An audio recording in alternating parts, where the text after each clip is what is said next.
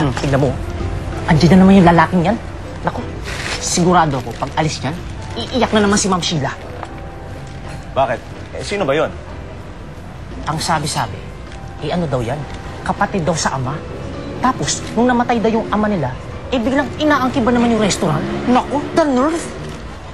Malaking problema yan. Naku, sinabi mo pa, kuya. Isipin mo na lang, pati tayo maapektuhan dito. I mean, who's gonna wash the dishes? Who's gonna clean the toilet? Ay. Bernardo, huwag kang magsasalita ng ganyan, ha? Apektado tayo lahat dyan. Naku. 2 linggo na ako nawala. Ang dami na nangyayari dito. Naku, hindi lang yan. Alam mo ba, ang ibang chismis, nung isang araw nga, may isang tao dumating dito, tapos ang dami-dami nila, tapos sinasabi nila na umiyak talaga si Ma'am. Tapos nung isang araw... Totoo naman eh. Ang dami-dami nila ito.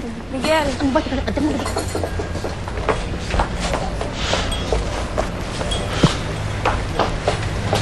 Miguel! Maawa ka naman sa akin. Ako nagsimula at naghirap para maging successful ang business na to. Alam mo, wala akong pakialam. Either bitawan mo to or face the legal consequences. Miguel!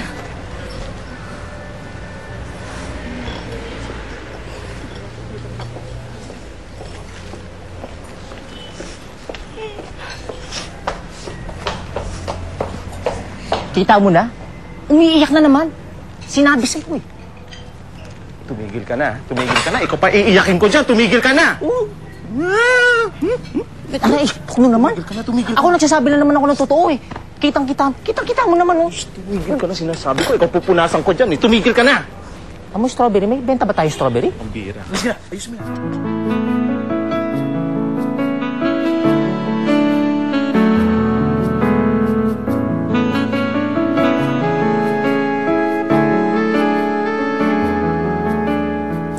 Magandang umaga po sa inyo lahat. Nakikita po natin ngayon ang Mount Isarog. Dito po ito sa Kabikulan, sa Camarines Sur. Sa nakikita po ninyo, ako, napaka-berding bundok niyan, napakatayog, punong-puno po ng yaman ng ating kapaligiran. There are more than 143 species of birds na papaloob, diyan po nabubuhay sa Mount Isarog. At ang mga ilog diyan, na umaabot ng 16 na ilog na napakalinaw. Dumadaloy po yan at nakatutulong po sa 15 towns sa Camarines Sur at nagbibigay po ng irigasyon sa mahigit 67,000 hectares dito po sa probinsyang ito. Ito po'y bahagi ng yaman ng ating kalikasan dito po sa Camarines Sur na dapat natin pangalagaan sapagkat ito'y tunay na yaman ng ating bansa. Paano kung hindi gusto ng ama? Andito po ang kwento natin sa umagang ito. Ang lalaking umiibig sa kanyang anak. Ano ang dapat gawin ng manliligaw upang makakuha niya ang kalooban ng mga magulang? Sa espesyal na kwento ng pag-ibig ang aming inihanda sa inyo sa umagang ito, panoorin po natin at mag-i-enjoy tayo.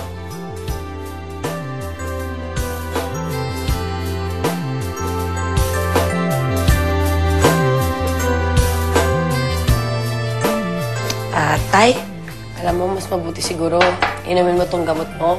Pagkatas mo kumain, wala pa yatang laman yan eh. Anak, kumain na ako kanina eh. Tsaka siguro baka tumatanda na lang talaga ako. Sakit lagi ng katawan ko. Tay, hindi ka pa matanda. Wala ka naman masyadong puting buhok. Meron. Konti. Anak, tumigil ka nga. Inabunot mo ng lahat eh, pambihira ka. Oo na, Tay, kasalanan ko na. Alam mo, Tay, sa susunod, kulayan na lang natin, ha? Para naman hindi ka makalbo kakabunot ko, no? Ano, gusto mo masayin kita? Anak, yun ang pinakamagandang idea. Sige. Go! Anak, kamusta naman ang araw mo? May nangungulit ba sa'yo? Sabihin mo na sa akin kung meron, ha? Tay, wala pa naman. At saka kung magkaka-boyfriend ako, sasabihin ko naman agad sa'yo yun. Hello, nanliligaw pa nga lang, papakilala ko na sa'yo. Para makilatis mo, di ba? Dapat. Formal dapat manliligaw dito sa pamamahay ko, hindi ko saan-saan. Siyempre naman, Tay. Pero sana, wag mo naman pong tatakutin, para naman po hindi umurong yung manliligaw ko. Anak. Sandali. Dito ka nga. Anak, eto tatandaan mo. Alam mo, kung mahal na mahal ka ng tao, Kahit inang beses kong takot-takutin yan, babalik at babalik yan. Okay, Tay. Sa bagay, may point ka doon. Di ba? Inom na ng gamot. Anong gagawin mo dyan? Kumain ka na, di ba? Oh. Inom na. Ayoko uminom. Tay, huwag matigas ang ulo mo. Bubunutin ko yung buhok mo. Ayoko Tay! yan. Ano ba, ilayo mo nga yan, anak, sinasabi. Ay, naku, ay. Wala Ay, ako. makikipaghabulan ka na Ay, naman anak, sa akin. Shh! Tay! Bitawan mo yan. Lululo ka na, lululo. Wala akong... Papaluin kita. Ano ba ito mo ko papaluin? Ay, anak kita, pambihira ka. Hoy, shh, tigi.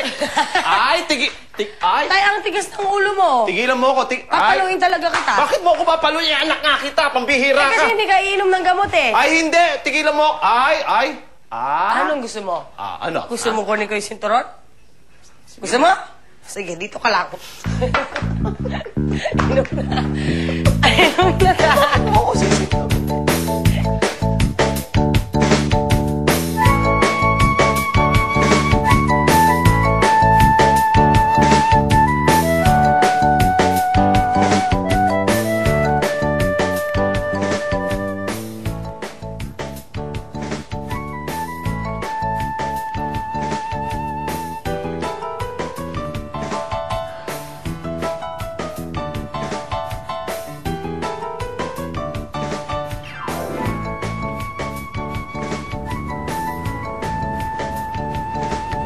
Asa na ba kayo? Bakit naman kasi kailangan niyo pa pumunta dyan? Alam niyo naman traffic. Mag-iisang oras na ako naghihintay, ah. May choice pa ba ako? Siyempre, maghihintay na lang ako, di ba? Bilisan niyo, ah.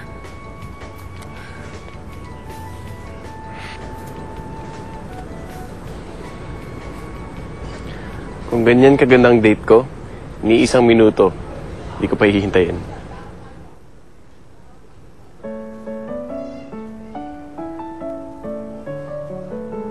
Diba? Amazing! Ngayon lang ako nakikita ng babae na kahit nakasimangot, maganda pa rin.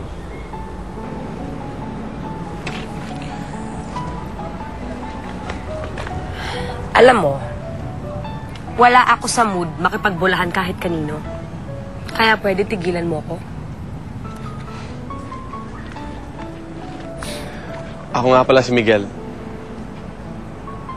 Hindi ko naman ni-expect na ibigay mo rin ang name mo. Basta alam mo yung pangalan ko, tapos na ako dun. Malay mo, biglang kakailanganin mo yung tulong ko. At least alam mo na yung pangalan na sisigaw mo. Yabang mo rin, ano? Hindi kailanman mangyayari yon.